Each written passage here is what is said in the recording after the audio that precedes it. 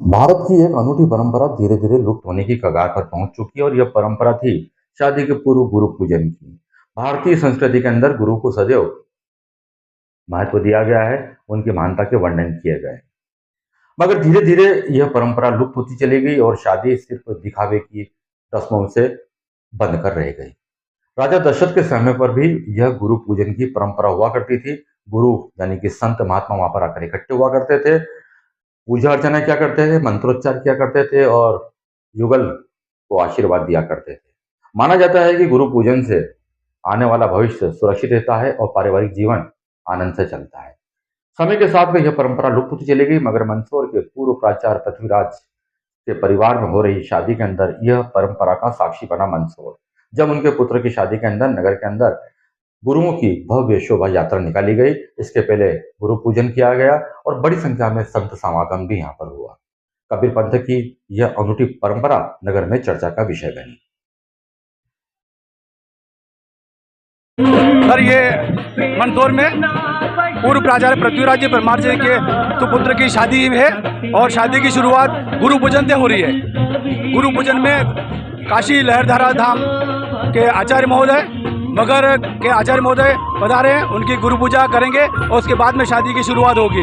ये शादी कबीरपंथी परिवार में इस प्रकार से नया एक प्रयोग है जो मंदसौर में हो रहा है। पृथ्वीराज जी परमार साहब और उनके पुत्र है हिमांशु परमार। Thank you.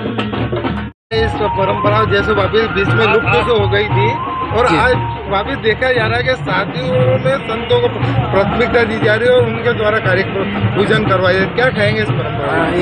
ये अनादि काल से परंपरा चली आ रही है। जैसे पहले राजा महाराजा होते थे, उनके गुरु के आगमन होते थे, वो आशीर्वाद से शुभ माना जाता है और संतों के बुलाना शुभ माना जाता है। कबीर पंथ के ये लोग संबंधित है, कबीर साहब को मानते हैं, तो ये लोग गुरु को मेन महत्वपूर्ण एक देते हैं, आस्था है गुरु के प्रति।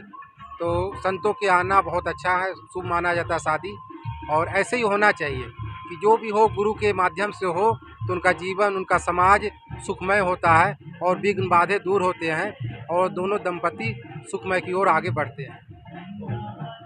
परंपरा देखी जा रही है, संतों को शादियों में भी आमंत्रित किया जा रहा है और पूजन कराया जा रही है, क्या कहेंगे? जी, ये तो नई परंपरा नहीं, कबीरपंथ में तमाम परंपरा होता है। पहले शादी से पहले संतों का गुरु पूजा, उनके द्वारा पूजा पाठ, ताकि संतों का एक आशीर्वाद मिले नए दंपति को, जिससे प्रलिप्त हो।